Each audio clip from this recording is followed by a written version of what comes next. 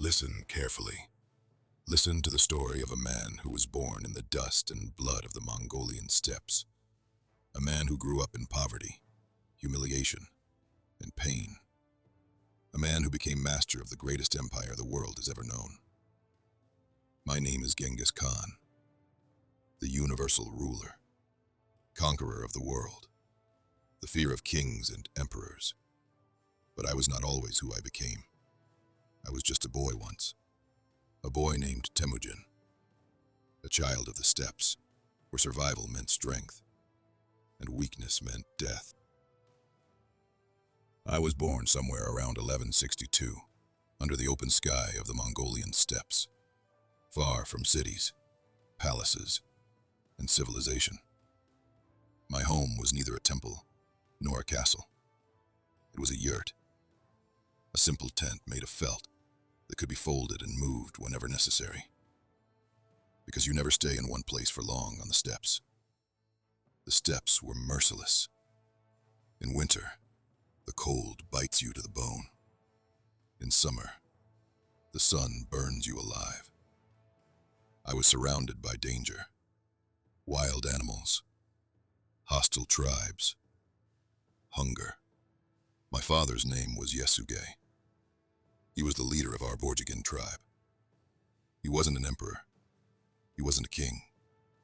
He was a warrior. A hard man who taught me one thing. There is only one law on the steppes. The law of force. Mother? My mother was Hoylan, a kidnapped woman. Yes, you heard right. My father stole her from another man when she was returning from visiting her family. That was the custom on the steppes. Women were prey, and the stronger man took what he wanted. I was 9 years old. 9 years old. Still a child. My father took me on a journey to the tribe of my future bride. That's right.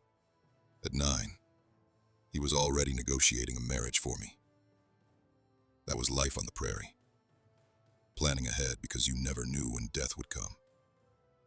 Her name was Borta. She was a year older than me. I remember her to this day. Calm eyes, steady gaze. She wasn't afraid of me. I liked that. Her father and her father made a deal. I was to stay in her tribe for a year to prove my worth. And then, I was to marry Borta. But on the way back, my father stopped at a stranger's camp. They offered him food and drink. It was a custom of the steppes. Hospitality to travelers. Father accepted. It was a trap. The drink was poisoned. The Tartars, our enemies, were taking revenge for old wrongs.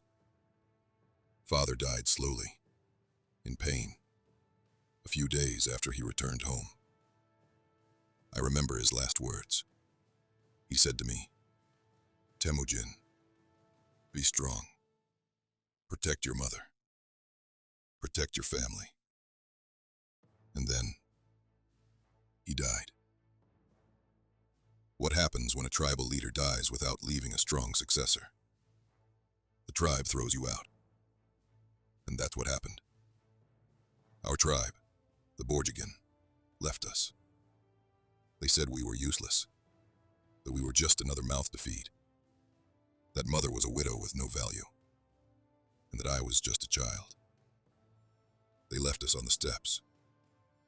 My mother, me, my 3 younger brothers, and my half-brother Bekter, and my sister. They left us all to our fate. We were left alone, without protection, without herds, without supplies. Do you know what it means to be abandoned on the steppes?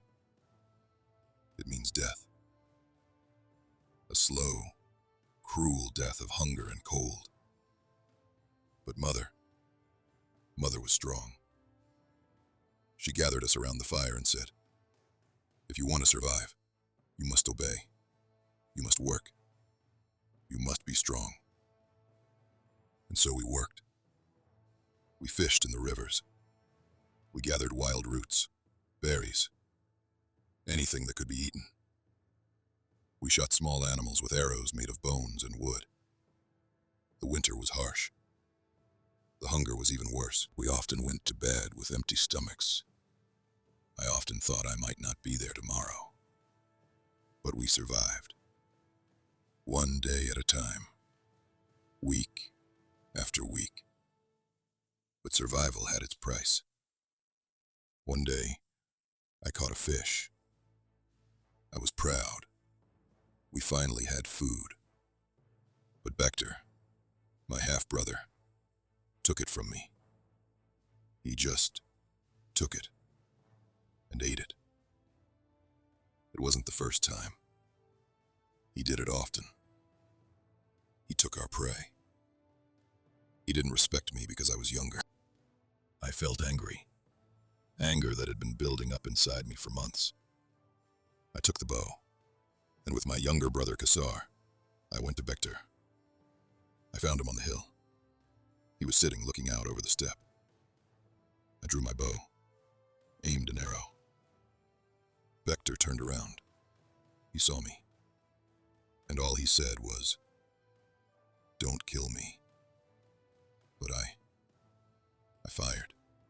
The arrow went through his chest. Bechter fell. I stood over him and watched him die. I was 11 years old, and I killed my brother. That was my first lesson, the first of many. But fate wasn't finished with me yet. When I was 13, the Tayachud, former allies of our tribe, captured me. They said I was a threat, that one day I would grow up and seek revenge. They were right. They put a wooden kang around my neck, a heavy plate that prevented me from moving my head. I was their slave. I had to serve them every day. Every day they beat me, humiliated me, laughed at me. And I was silent. I waited. Then came Naadam, the festival. Everyone was drinking, celebrating.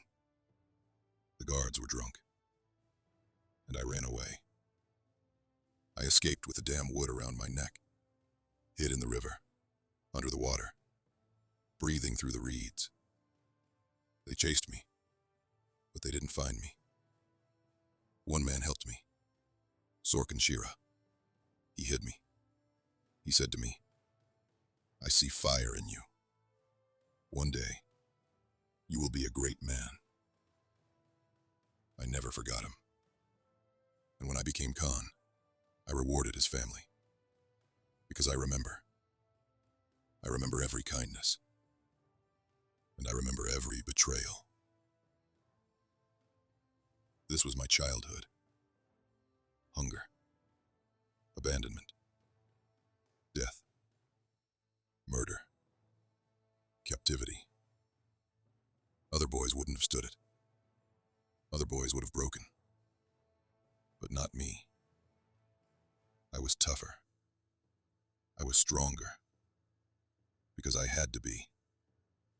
The steppes taught me that weakness means death. That loyalty is rarer than gold.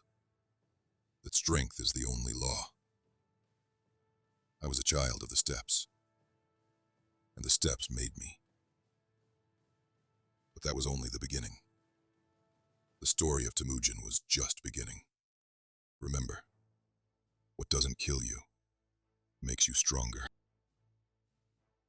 After the hardships of childhood, I learned for the first time that the world is a hard place, and that it's not blood that matters, but strength and loyalty. I thought I could trust the people around me, family, relatives, allies. But that was a mistake. After my escape from slavery, I started over, with my mother and brothers, with whom we survived hunger and winter.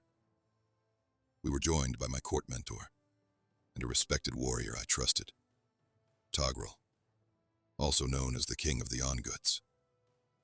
Togrul was a wise, brave man, and, in the beginning, a friend.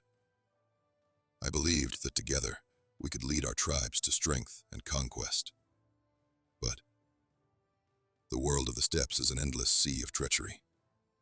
One day, news reached us that chilled the blood in our veins. Our allies had been attacked, and the same threatened us. The enemy came in great numbers and crushed our allies. I did not expect it to be a betrayal by those closest to us. Togrul is not who I thought he was. He was a traitor. I discovered that Togrul was secretly forging alliances with my enemies, waiting for the right moment to betray me and take over. I acted quickly, but not by force. The word was also a weapon, and I had learned to speak powerfully. I summoned my people to a Kurultai, an assembly of leaders. I reminded them of my suffering, my strength, and my vision of a united Mongol people. I convinced them that only together could we overthrow the tyrants and be unstoppable. Togrul was deposed. Unification was not easy, but I knew it had to be quick and relentless. I drew on my childhood experiences and my military talents. I offered those who wanted to follow my vision the right and protection. I knew that fear does not bring loyalty, but respect does. My men and I began to build an army where everyone was a soldier, given honor and strength, but also discipline and order. My battles weren't all sword and archery. They were also about the mind, about being able to anticipate the enemy's moves, about using nature and strategy. I used the speed of the Mongol horsemen and their ability to hit the enemy from a distance. Using false retreats and traps was my secret. An army that knew no defeat was born. But with every victory, hatred and the desire for revenge grew. The enemies of the surrounding tribes no longer wanted only our part of the territory. They wanted to wipe us out. Temujin, the boy of the steppes, is slowly turning into Genghis Khan, a ruler who is going to conquer the whole world, step by step.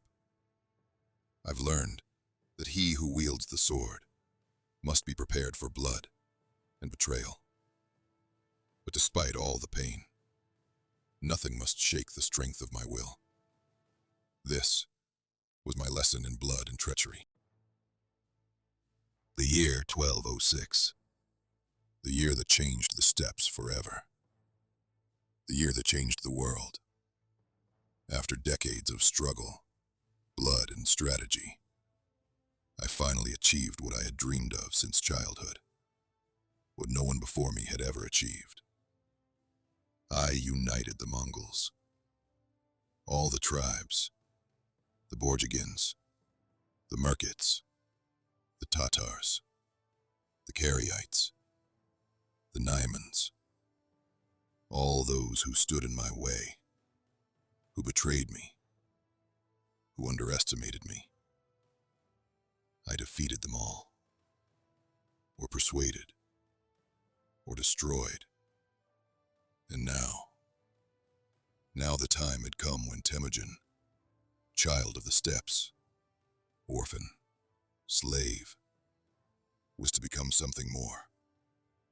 He was to become a legend. I sent messengers to every corner of Mongolia, to tribal leaders, to warriors, to shamans, to wise old men. The message was simple. Come to the Onan River. Come to the Kurultai, the Great Assembly. Come to decide the future of our people. And they came. Thousands came. Leaders of tribes who, a few years ago, would have killed me if they had the chance. Warriors who fought alongside me. Families who lost their sons in my wars. They all came because they knew Mongolia needed a leader. Not dozens of weak leaders, but one strong one. The Kurultai was more than a gathering. It was a ritual. It was the moment when the steppes decided their fate. I remember that day clearly. It was spring. The sun shone over the steppes like a blessing from heaven. The wind rustled the grass and carried the sound of thousands of horses gathered around our camp. In the center of the camp was a large tent, white, clean, a symbol of a new beginning. In front of it waved a white banner, a banner of peace, unity, and strength. Around it stood rows of warriors in full armor. Their eyes were on me, some with admiration, others with concern, but all with respect.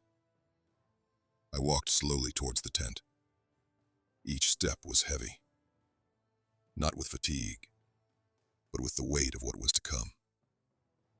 My heart was pounding, not with fear, but anticipation.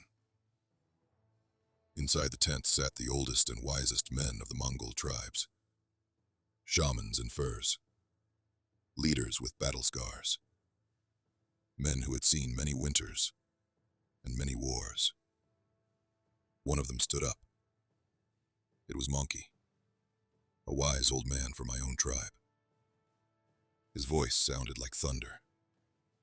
Temujin, son of Yesuge, you stand before us as the man who united our tribes, as the warrior who defeated our enemies, as the leader who brought order to the chaos of the steppes. I remained silent. I listened. But that is not enough. Mongolia needs more than a leader. It needs a Khan, a universal ruler, a man who will lead our people not only on the steppes, but beyond. A man who will create an empire. The others nodded.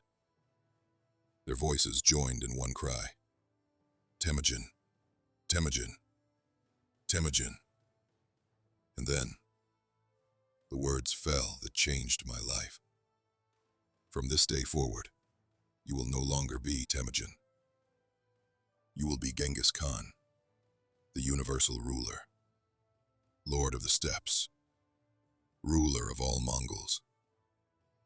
I felt something inside me change. I was no longer the boy who fished in the river. I was no longer the young man who had escaped from slavery. I was Genghis Khan. I stood up. I looked at the men around me. And I spoke for the first time, not as Temujin, but as Khan. I hear you. I accept this honor. But hear me too. I am not your ruler to oppress you. I am not your master to beat you. I am your Khan to lead you, to protect you, to create an empire where the strong are respected and the weak are protected. From this day forward, we are no longer divided. We are not Borjigins, Merkits, Tartars. We are Mongols. One nation, one army, one empire. And whoever opposes us will be destroyed. Silence. Then, a scream. Thousands of voices rose to the heavens. Genghis Khan, Genghis Khan, Genghis Khan. After the announcement, I wasted no time. I knew it was not enough to be named. You must also rule. That very day, I announced new laws. Jasa, the code that was to govern our nation. Every man is obliged to serve in the army. Every warrior must be loyal to his commander. Every traitor shall be executed. Stealing, lying, adultery. These things are forbidden. Whoever violates them will be punished by death. But also, every man, regardless of his origin, can achieve greatness. Not blood, but loyalty and ability determine who will rise. That was something new, In the steppes, blood always mattered. What family you came from. But I changed that. Talent and loyalty. That was what I valued. And the men who proved it to me were rewarded. One of them was Subutai, a genius of military strategy. He was not a nobleman.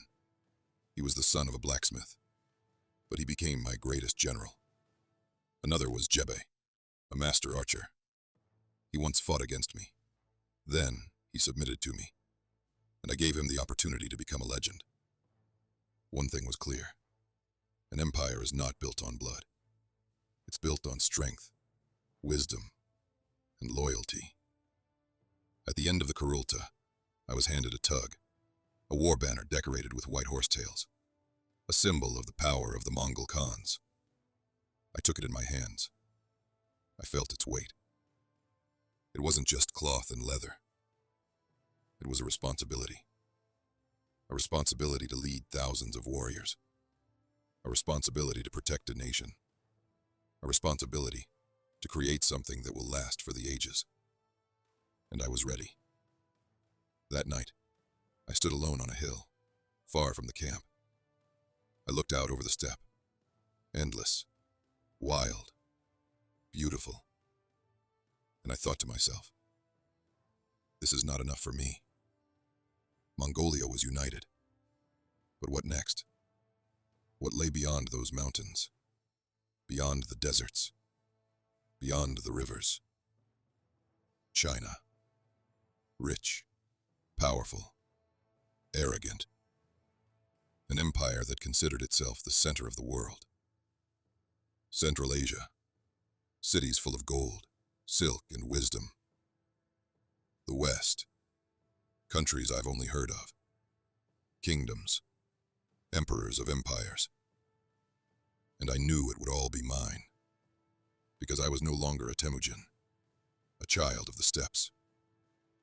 I was Genghis Khan, the conqueror of the world. The Kurultai was over, but my story had only just begun. Mongolia was united. My tribes were strong, disciplined, ready. But the steppes were no longer enough for me. I looked south, and there, beyond the mountains and deserts, lay the greatest empire in the world. China. An empire that considered itself the center of the world. Zhongguo, the Middle Kingdom. Arrogant, rich, powerful. 1,000-year-old empire, with millions of people, with walls so high they seemed untouchable. The Chinese looked upon us as barbarians, savages from the steppes, primitive nomads who weren't even worthy of attention. But I showed them what a barbarian, with an iron will and an army that knew no defeat could do. China was not united. It was divided into several empires, each with its own rulers and armies. In the north, the Jin dynasty ruled the Jurchens, a warlike people who had once conquered China and ruled with an iron fist. They had huge armies, massive fortresses, and rich cities. In the south, the Song dynasty ruled, richer, more cultured, but weaker militarily. And then there was the Xia kingdom, a smaller empire between Mongolia and China that paid tribute to both sides and thought itself untouchable. China's divisiveness was their weakness, and I knew it. I didn't start with Jin. That would have been too ambitious. I started with Xia, a smaller kingdom that was right on the border of Mongolia. They were rich. They had big cities, trade routes, and the supplies my army needed. What's more, they considered us weak. That was their fault. In 1205, I led my first campaign against Xia. It wasn't a full-scale invasion, more of a test of strength. I wanted to see how my troops would fare against fortified cities and organized armies. The result? We destroyed several of their border fortresses. We burned villages. We stole their herds and supplies. And what's important, I learned how to take cities, how to lay siege to forts, how to use Chinese engineers and their knowledge against themselves. Xi underestimated us, and I took advantage of every mistake they made. Then, it was time for the real target, the Jin dynasty. The Jin were strong. They had an army of hundreds of thousands of soldiers. They had impregnable walls, heavy cavalry, war machines, and most importantly, the Great Wall of China. The wall that was supposed to protect China from barbarians like me. But I wasn't just a warrior. I was a strategist. I knew I couldn't just invade China and expect to win. I had to be smart. I had to be patient. And I had to find their weaknesses. In 1211, I called a war council. My generals, Subutai, Jeba, Jelma, sat around the fire and waited for my word. I spoke. Brothers, China regards us as mere barbarians, nomads who know nothing but to ride horses and shoot arrows. But we will show them who we are. We will show them that the Mongol army is the strongest force in the world. We will enter China. We will conquer their cities, and Jin will fall.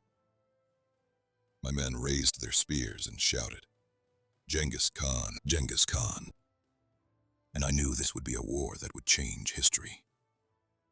The Great Wall of China, the symbol of Chinese power, a structure that was supposed to be impenetrable. But every wall has a weakness. Instead of a direct attack, I used espionage and treachery. I bribed the Chinese guards. I found weakly defended passes. And then I struck. Quickly, unexpectedly, without warning. The Mongolian cavalry broke through the wall before the Jin could react. And then the destruction began. My army didn't fight like the Chinese army. We didn't take territory just to hold it. Our goal was to destroy the enemy's morale. Every city that refused to surrender was burned to the ground. Anyone who opposed us was killed. Women, children, old people. I gave no quarter to anyone. Does that sound cruel? Maybe it is. But it was a strategy. When other cities saw what happened to those who resisted, many of them surrendered without a fight. They accepted Mongol rule, rather than face our cruelty. Fear was my weapon, and it worked better than any sword. But some cities did not surrender. They were too proud, too confident. One of them was Zhongdu, the capital of the Jin dynasty. A huge, fortified city with thousands of soldiers and high walls. The siege lasted for months. The Chinese fought back fiercely. But I had time and patience. I used Chinese war engineers I had captured in previous battles. They taught my soldiers how to use siege engines, catapults, battering rams, siege towers. Slowly but surely, we were breaking their defenses. And then, when they had no food, no water, no hope, Zhongdu fell. I walked into the city a victor. I looked at the Chinese palaces, their treasures, their golden statues. And I thought to myself, this is just the beginning. The war with the Jin didn't last a year. It didn't last 2 years. It lasted 23 years. But the result was clear. The Mongols won. Northern China was under my control. Cities that once belonged to the powerful Jin dynasty now paid tribute to me. And the Chinese, those arrogant, proud Chinese, learned respect. Not every fight was easy. Not every battle was quick. But every step brought my empire closer to greatness. China has fallen, but the world was still great. And I was not finished. More cities were waiting. Other empires trembled with fear, because Genghis Khan didn't just come to conquer China. He came to conquer the world. After the victories in China, my eyes were once again to seek new targets, new battlefields. Central Asia, a land rich in cities, trade, and powerful rulers, was the next stop on the road to my goal. A territory where ancient paths, rivers, and fortresses intertwined. Places where very different cultures, religions, and political interests met. But all these cities had one common weakness. They were divided, weakened by infighting and rivalry. This was my chance. But my military campaign was not just about fighting and destroying. It was also about development. I created an army that was capable of adaptation and innovation, able to strike both in the open steppes and in the stone cities where the enemy stood. In Central Asia, I faced very experienced warlords and well-fortified cities, like Samarkand, Bukhara, Urgench, and others. It was a tough school, where I grew not only as a warrior, but also as a cruel ruler. Samarkand, the jewel of Central Asia, a city of gold, a cultural crossroads, and a high fortress. I knew that to conquer such a city, strength alone was not enough. The conquest of Samarkand was not just a military action. It was a test of my skill, wit, and patience. I used my generals, who had mastered various methods of siege. A combination of quick raids, cutting off supply lines, and psychological pressure. I was cruel, but fair. I offered the inhabitants the opportunity to surrender in exchange for clemency. Many accepted. Those who resisted faced my immense power. After a long siege, Samarkand fell, and its gold, wealth, and knowledge became the spoils of my empire. In the years when Central Asia burned under Mongol fires, I consolidated my power and learned that the world cannot be ruled by the sword alone. I needed administrators to rule the conquered territories. I sent men, often able warriors, to the places I conquered to maintain order and collect taxes. The locals often complained about the harshness of my rule, but they realized there was no turning back. The Mongols had become an inescapable force, to be respected. My enemies in Central Asia were not united. Divided rulers often fought each other for power and territory, which weakened their resistance. I was quick and uncompromising. Anyone who opposed me was destroyed. Any urban ruler who refused to accept my rule met his doom. I consolidated my power and expanded the borders of the Mongol Empire by thousands of miles. Cities that were once centers of power and culture were now part of my empire. In Central Asia, I confirmed one thing: humility and discipline are not weaknesses. The Mongol army was a union of disparate tribes, but their loyalty to me was as strong as iron. This strength of spirit was what made us unstoppable. Central Asia was ablaze. Cities fell one by one, and along the way my story, the story of the Dark Lord of the Steppes, Genghis Khan, progressed. But the journey did not end in deserts and cities. The world was endless, and I wanted more. After conquering Central Asia, my eyes turned to other horizons, to the great empires of the West, of which I had heard in the stories of wandering merchants and warriors. Europe and the Middle East, lands with fortresses and armies that seemed impregnable, places ruled by royalty and powerful nobles. But even these lands beckoned to me. I felt that my destiny was linked to the conquest of these vast territories. It was a challenge, but also an opportunity to write my story in large letters in the history of the world. My soldiers were exhausted, but determined. Every battle, every castle conquered, was a testament to our strength. I headed west, to the mountains and rivers that divided the Mongol Empire from Europe. My army became not just a cavalry army of the steppes, but an expeditionary force, capable of diverse tactics and adaptation to new environments. The first significant clash on the western frontier was at the Caucasus Mountains. This area was hilly and difficult to traverse, but my army was prepared to face even such obstacles. The clash with the local peoples was fierce, but through quick action and the use of false retreat tactics, we defeated a much larger enemy force. It was a victory of spirit and body, a demonstration of the strength of my empire and the courage of its warriors. On my way to the west, I realized that each region has its own customs, its own environment, and its own military art.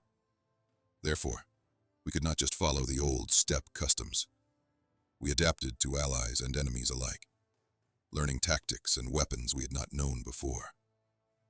Our soldiers made active use of bridges and forts, and learned to make good use of terrain and obstacles. This learning from the unknown was the key to success. During the campaign to the west, my army reached the territory of today's Croatia. These countries were divided, and often quarreled among themselves. This was an advantage. With a quick and unexpected attack, we struck the Slavic tribes and wiped out their defenses. This attack is not one of my most celebrated feats, but it was inevitable and foreshadowed the strength of my empire. For every move westward, I used the information of spies and emissaries. I knew that without good information, even the strongest army could be defeated. I entrusted tasks to loyal men who gathered intelligence on enemy army formations, transportation routes, and local customs. Along the way, we encountered new cultures: Persian, Arab, and later, Western. I used some of these cultures to improve the organization of my empire. I picked up tactics, techniques, and sometimes technology from them. I gave my army new weapons, better organized supply lines, and more professional commanders. The West was not only a difficult test for me, but also a great hope. I envisioned the rise of a new empire, where brave warriors from the steppes would join with advanced cultures and the vast wealth of cities. People thought of me as a barbarian, but I knew that this alliance would lead us to true power. Under my rule, our power will extend from the endless steppes, through the mountain passes, to the shores of the seas. To conquer lands is one thing. To hold out there was a far greater challenge. My empire stretched for thousands of miles, from steppes to mountains, deserts to rich cities. But running a vast empire isn't just about the power of the sword. It's about the laws that keep order. It's about governance that ensures the people are loyal and peace endures. The foundation of the empire. It used to be called Yasa, the law and order established by me and my advisors. It was our answer to the chaos of fragmented tribes, to discord and war. My law was not very long, but it was harsh and strict. The basic rules: loyalty and allegiance to the empire. Every subject, regardless of origin, must obey my orders. Discipline in the army. Without discipline, there is no victory. Treason was the greatest crime. Justice and order. Even the weakest were entitled to protection from injustice and violence. Legacy and personal responsibility. Every leader had to be responsible, not only for himself, but also for his people. Governance. No amateurs were hired for key positions. I sent my most loyal men, often warriors, who could rule with a firm hand. I established a system of regular taxes to help finance the army and the development of the territory. Despite my harshness, I recognized the importance of tolerance. In my empire lived different peoples, languages, religions. I supported shamans, Buddhist monks, and Christian priests. Faith was not a barrier. It was a bridge. Moreover, I believed in the power of knowledge. I collected maps, wrote down everything my advisors brought me about new territories, people, and customs. These laws helped my empire survive the turmoil of conquest, helped maintain loyalty and dominance. Without order, the most powerful warlords would be just conquerors without an empire. An empire built on law is stronger than an army. And that was what I wanted to build. A world that would not perish after my fall, but would last forever. My empire grew and grew stronger, but time waits for no man. Every day I felt the weight of responsibility, not only as a conqueror, but as a ruler. I knew my days were limited.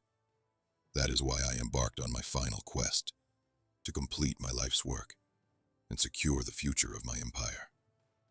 My journey led me further south and west, to mountains, deserts, and areas that had never before known the power of the Mongols. I tried to forge alliances, quell rebellions, and expand the frontier where I could. My troops were loyal and fearless, but I knew we were not as young as we used to be. My health was slowly leaving me. The wounds of the wars, the hardships of traveling across the endless steppes, and the pain of lost friends had taken their toll on my body and soul. No one knows the exact date of my death, but tradition says I died in 1227, probably of the bubonic plague. Before I died, I was able to pass the order on to my sons and advisors. I knew they would lead my people on.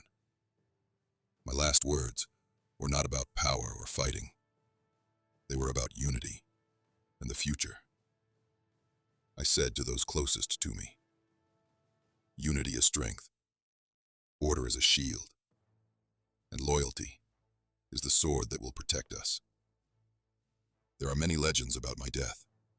They say my body was buried in a secret place that was never found. The Mongols believe my spirit still watches over their people. My empire has outlived my days. My sons and grandsons have expanded the borders further than I ever imagined. The name of Genghis Khan has become synonymous with strength, bravery, and leadership. My mission in life was accomplished, to create an empire that would unite the world from the steppes to the sea. My story is over. My body rested in the land I loved, the steppes where I was born as a boy named Temujin. But my legacy, it has only just begun. What have I left behind? When I closed my eyes for the last time, I left behind the greatest land empire the world has ever seen. From the Pacific Ocean in the east to the shores of Europe in the west, from freezing Siberia in the north to the mountains of Persia in the south, millions of people lived under the Mongol flag. Dozens of nations, languages, religions, all united under one rule. My rule. My greatest achievement was not just conquering cities or winning battles. It was unification. I united the Mongol tribes that had fought each other for centuries. I gave them a common goal, a common identity, a common destiny.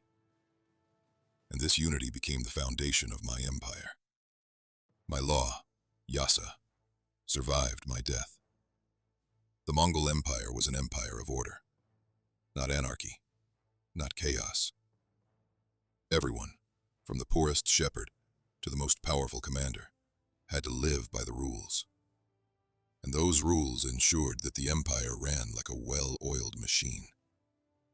Under my rule, trade routes that had been closed for centuries due to war and instability were opened. The Silk Road, the old route linking east and west, has come alive again. Traders could travel from China to Europe without fear of being ambushed. Mongolian soldiers provided security for thousands of miles. And with trade came the exchange of knowledge. Chinese stationery, Persian astronomy, Arab medicine, European technology, all flowed through my empire, enriching it.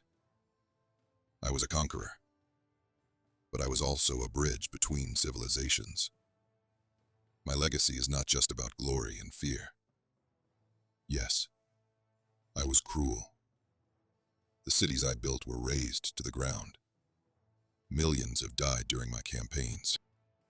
But that cruelty was not in vain. It was a tool. The fear I spread ensured that other cities surrendered without a fight.